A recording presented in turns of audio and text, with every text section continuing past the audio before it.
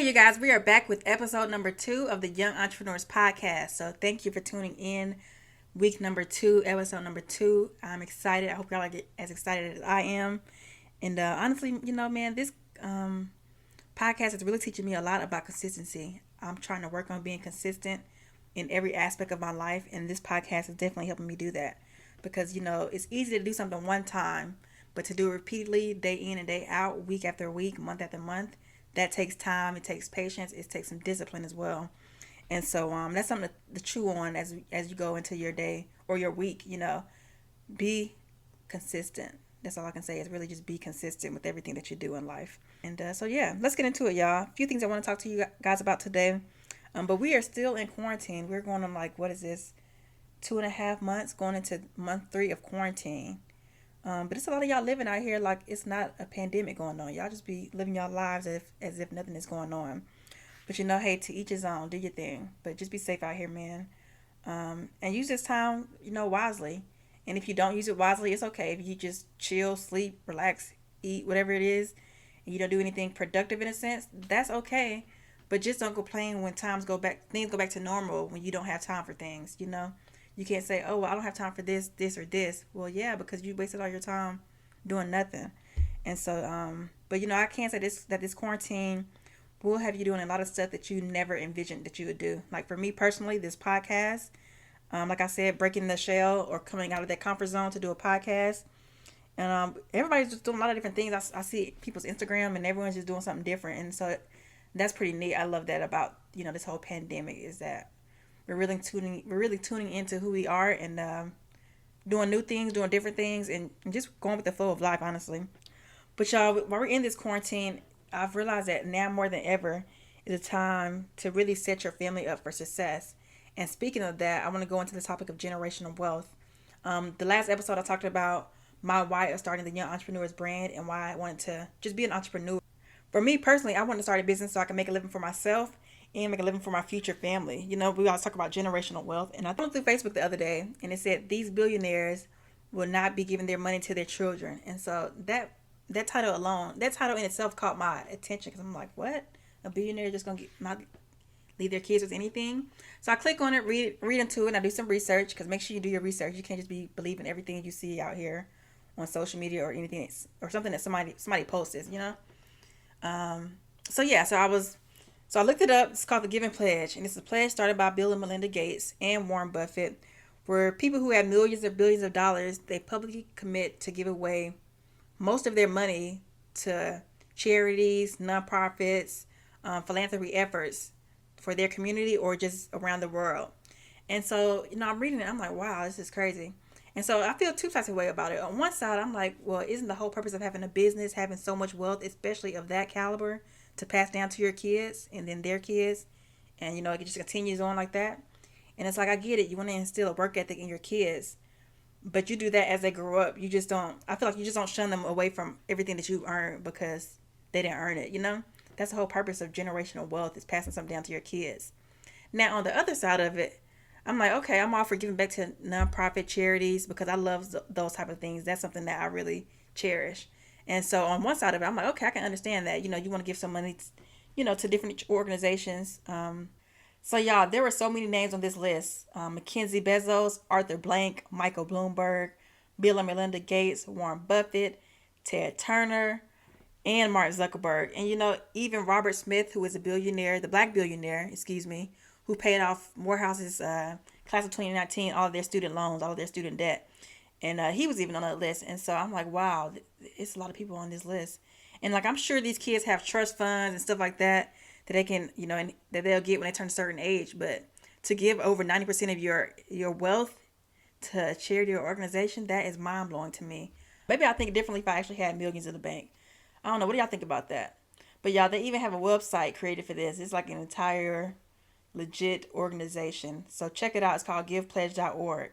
But that leads me to my next question of what is success. Look it up. If you look it up in the dictionary, it's going to tell you it's the attainment of wealth, position, honors, or the like. Or it'll say the accomplishment of one's goals. But I realize that success is all relative. It means so many different things to so many people.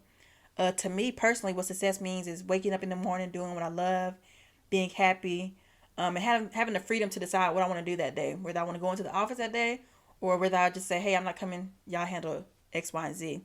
And then being able to pass that down to my family. That's what success means to me. But to you, it can mean something totally different. So you have to ask yourself, hey, what do I really want out of life? Where am I going? Am I chasing the cars, the clothes, and the jewelry just to post on social media? Is it something that I want to pass down to my kids or my future kids? Or is it just going with the flow?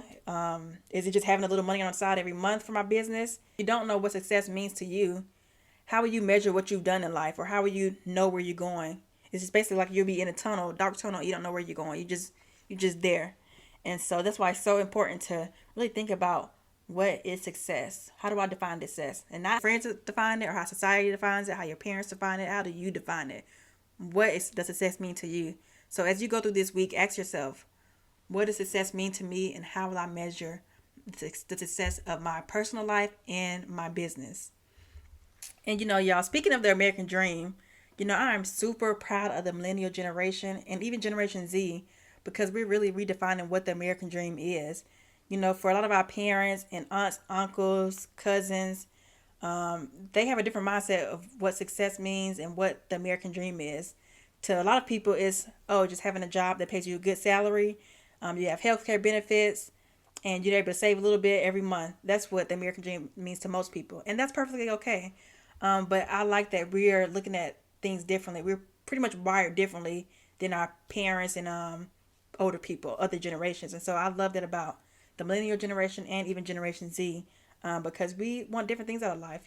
And I just talked about this on my Facebook page the other day, because I recently separated from the military, and I talked about how the military has to look at their leadership and retainability, because millennials aren't like our parents. If we get treated wrong, we really don't have time, for the games. There people are like, oh, stick it out, it's gonna get better, and it's like, no, I'm done now. And you can call it being spoiled, you can call it being a brat, you can call it soft skin, whatever you want to call it. But the millennial generation, they know their worth, or we know our worth.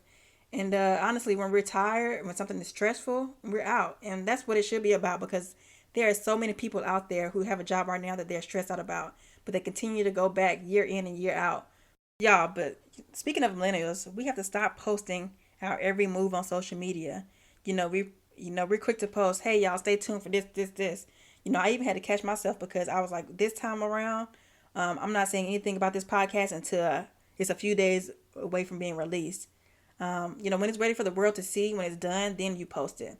We're always saying, stay tuned. I'm working on this.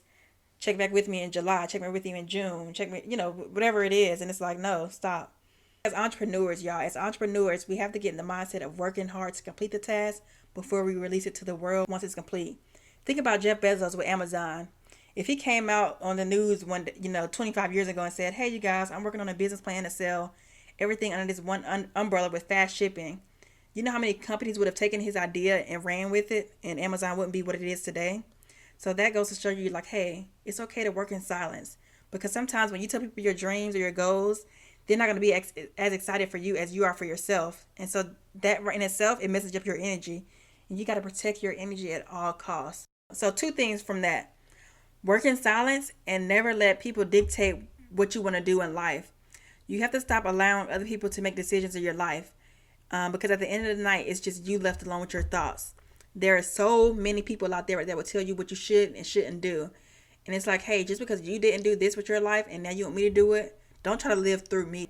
So, hey, look, the caveat to that is you can't be jumping smart with people who still are backing you. When I say backing you, I mean if you live in a house for free, rent free, if you're putting gas in your car, if they're paying for your school, you only have so much leeway when you can tell them what you will and won't do. So play your cards smart, but still know what you want to do in life. Speaking of households, I read this article years ago where it talked about how as African Americans, we are quick to push our grown kids out of the house. Like if you just turned 18 and you're 19, 20, 21, parents are ready to kick you out the door because we're so focused on independence. When honestly, especially as entrepreneurs, that really holds you back. Because there are so many other races like Hispanics, Asians, or even Caucasians that will allow their kids in a sense, and I do use air quotes when I say allow, that will allow their kids in a sense to stay home, not pay any rent, and go to school or work full time, save up their money. They don't have to worry about putting food on the table or anything like that. They just focus on themselves and getting better and having a savings accounts. So when it's time for them to move on, they're financially stable.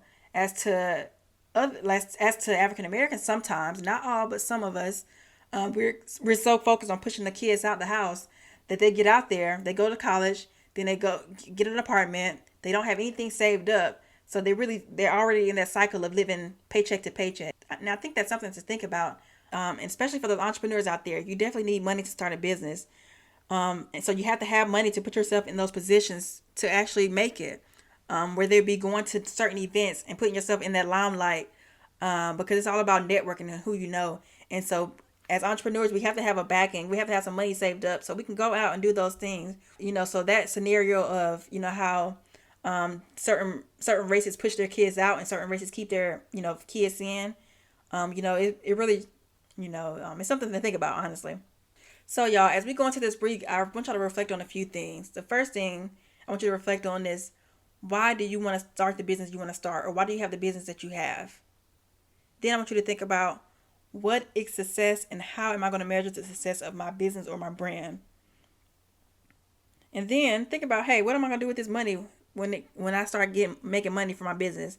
Am I going to spend it to go have a good weekend, or am I going to reinvest it back into the business? So it's all about discipline. And so we have to start to become disciplined with everything. And that's why I said earlier, consistency is everything. Consistency will win every single time. And so think about that. And the last thing, stop telling everyone your moves before you make them. Get in the lab and create.